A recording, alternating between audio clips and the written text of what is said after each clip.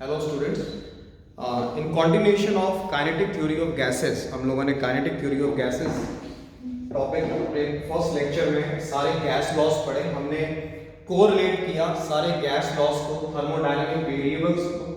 कोई भी दो थर्मोडायनामिक वेरिएबल्स को हम स्टडी करते हैं, थर्ड को हम कांस्टेंट ले लेते हैं, और इन गैसियस कोलिजन्स के कारण गैस के मॉलिक्यूल्स आपस में कोलाइड करते हैं, परफेक्टली इलास्टिक कोलिजन्स होती हैं, तो दे एक्सर्ट प्रेशर। वो जो प्रेशर है दैट इज 1/3 रो वी बार का स्क्वायर। ये एक्सप्रेशन मैं आपको डायरेक्ट दे रहा हूं। This rho is the density of gas molecules, this is RMS, root mean square. Hindi में इसको वर्गमूल माध्य वेग बोलते हैं। रूट मीन स्क्वायर का कॉन्सेप्ट हम स्टैटिस्टिक्स में भी पढ़ते हैं, हम ऑल्टरनेटिंग करंट में भी पढ़ेंगे। और pressure P is equal to 1/3 rho density है, डेंसिटी को हम लोग mass upon volume V bar का square. See pressure is equal to 1/3 rho V bar का square. This V bar is root mean square velocity of the gas molecules, right?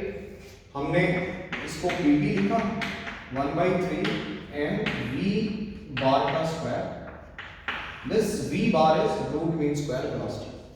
हम लोगों ने assume किया है कि इस सिस्टम में आइडियल गैस है n moles of ideal gas, और मैं number of moles को अगर 1 मान लेता हूँ, for number of moles n is equal to 1, we can take PV is equal to RT. This is equation 1. PV is equal to RT को हम equation 1 से कंपेयर कर रहे हैं, so what do we get? 1/3 n V bar का square is equal to RT.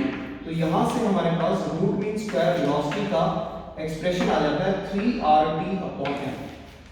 Student, this is a very important expression for root mean square velocity of gas molecules. Gas molecules की जो root mean square velocity है that is under root of 3RT upon m।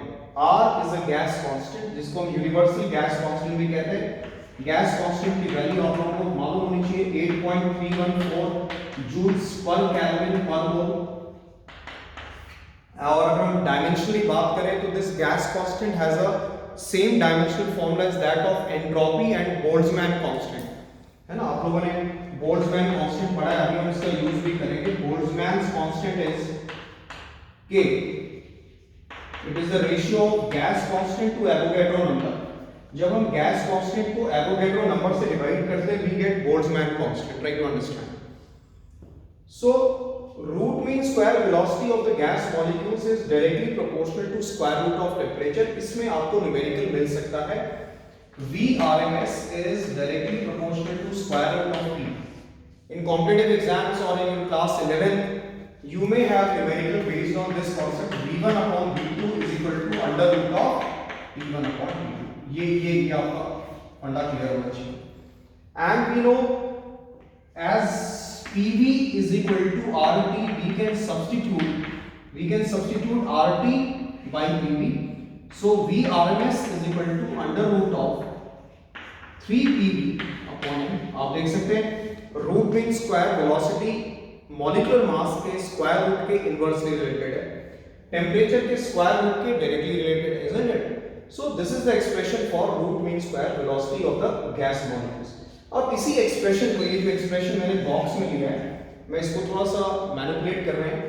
हमने 1/3 n V bar का square is equal to RT दिया और mv square is equal to 3RT.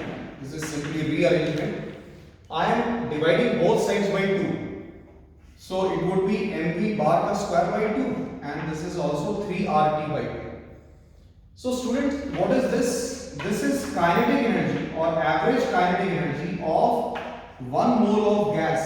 1 mole of gas की average kinetic energy average is equal to 3/2RT. अब देखिए यहां से एक और इंटरेस्टिंग रिलेशन हमारे पास आ गया। काइनेटिक एनर्जी और average kinetic energy of 1 mole of a gas is directly proportional to absolute temperature.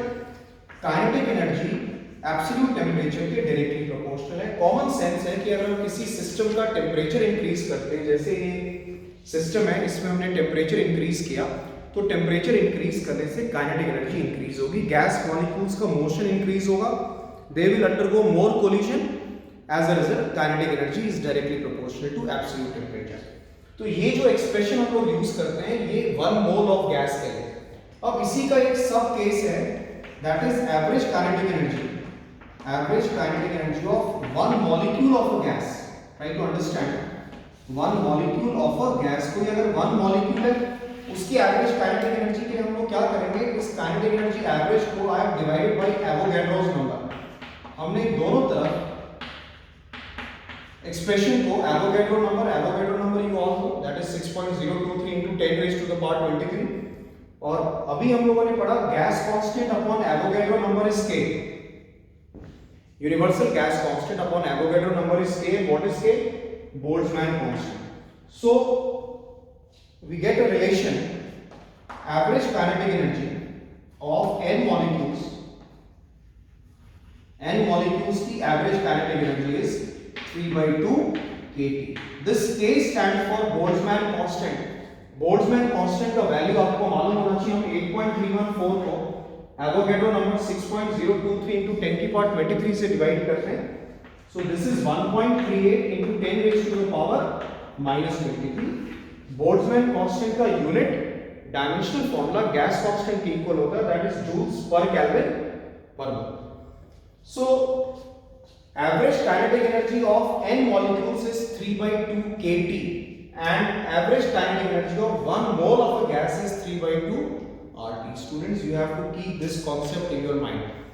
इसी concept को use करते हुए हम एक important concept पढ़ेंगे, law of equipartition।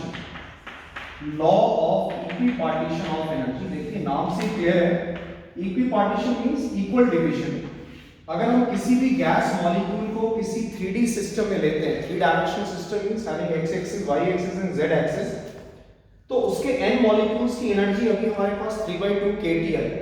तो according to this law of equipartition of energy, किसी भी थर्मोडायनेमिक सिस्टम में गैस मॉलिक्यूल्स की जो एनर्जी है 3/2 kT, it is equally divided in these 3 axis, और इट्स डिग्री ऑफ फ्रीडम और its energy per axis is equal to half kT। आप इसको ऐसे समझिए, जो n मॉलिक्यूल्स की एनर्जी है दैट इज 3/2 kT, और किसी भी थर्मोडायनेमिक सिस्टम में जो कि इक्विलिब्रियम में पर axis energy will be half kT। This K stands for Boltzmann constant, T is the temperature in Kelvin। So this is the law of equipartition of energy। इसी में हम एक टर्म पढ़ते हैं mean free path. Mean free path is a term used for the average distance covered by the gas molecules between two successive collisions। आप ऐसे देखिए, ये गैस मॉलिक्यूल है, ये दूसरा गैस मॉलिक्यूल है, यहां से एक मॉलिक्यूल आया, इसने फर्स्ट मॉलिक्यूल को कोलाइड किया, फिर दूसरे मॉलिक्यूल को कोलाइड किया, तो दो कोलिजन के बीच का जो डिस्टेंस है, the distance between two collisions is called mean free path। You have to learn this expression, the expression for mean free path, that is denoted by lambda। Mean free path is given by 1/√2 pi n d square। This n stands for number density। इसमें जो आप n देख रहे हैं वो number density है, total number of molecules per unit volume, and this d stands for the diameter of the gas molecule। अगर हम एक गैस मॉलिक्यूल की बात कर रहे हैं, ये उसका डायमीटर है, और इसी एक्सप्रेशन को हम प्रेशर के टर्म्स में लेते हैं, kT/√2 pi d square upon p। अब इसी में काइनेटिक थ्योरी में there is a very important concept called degree of freedom. Degree of freedom को हिंदी में स्वतंत्र कोटि बोलते हैं। मींस एक गैस मॉलिक्यूल कितनी फ्रीडम, कितनी आसानी से मोशन कर सकता है, वो उसकी डिग्री ऑफ फ्रीडम है। उसका भी एक्सप्रेशन हम लोग अपने अगले लेक्चर में पढ़ेंगे। फिलहाल जब हम गैस मॉलिक्यूल्स की बात करते हैं तो द गैस मॉलिक्यूल्स में have a linear kinetic energy. Linear मतलब translational, gas molecule straight path में जा रहा है। दूसरा kinetic energy rotational, means the gas molecule can rotate on its own axis. तीसरा जो काइनेटिक एनर्जी है that is kinetic energy vibrational. Vibrational means at high temperature जो गैस मॉलिक्यूल है वो वाइब्रेट भी करेगा, कंपन करेगा। So on that basis we will discuss the degree of freedom in our next lecture, and we have already discussed various gas laws, that is Boyle's law, Charles law, combined gas equation, then there is a law called Gay-Lussac's law, pressure law, Graham's law of diffusion। आप लोगों को मालूम होना चाहिए Graham's law of diffusion। जब हम बात करते हैं डिफ्यूजन हिंदी में विसरण बोलते हैं, that is movement of molecules from a region of higher concentration to lower concentration. Graham's law of diffusion states that the rate of diffusion is inversely related to square root of its density. मतलब अगर दो gases हमारे पास हैं, उनका rate of diffusion R1 R2 है और उनकी density ρ1 और ρ2 है, तो rate of diffusion is inversely proportional to square root of density. Diffusion, you all know, I mean in fragrance stick or in perfumes or deodorants there is a movement of molecules from high concentration to low concentration, तो उनका जो rate of diffusion होगा वो inversely related होगा square root of density के, first and foremost. Then there is a Dalton's law of partial pressure. Dalton's law of partial pressure also states that if we have a number of non-reacting gases से मतलब है जो inert gases हैं, आपस में react नहीं कर रहे हैं, उनको अगर हम एक कंटेनर में लें तो they will exert pressure. So Dalton's law of partial pressure states that when number of gases are taken, inert gases are taken in a container, हमने सिलेंडर में बहुत सारी gases को ले लिया जो inert है, non-reacting है, then their total pressure is equal to the partial pressure of individual gases. उनका total pressure individual gases के partial pressure के sum के बराबर होगा. जब मैं partial pressure बोल रहा हूँ means pressure exerted by the individual gas when taken individually in a container. अगर हम किसी गैस को कंटेनर में या सिलेंडर में इंडिविजुअली ले रहे हैं तो उसके द्वारा लगाया गया प्रेशर उसका partial pressure. So the total pressure is equal to the sum of the partial pressure of individual gases provided the gases should be inert or unreacting. Then there is a last law that you have studied in chemistry, Avogadro's law or Avogadro's hypothesis. Under similar condition of temperature and pressure, equal volume of all gases contain equal number of molecules.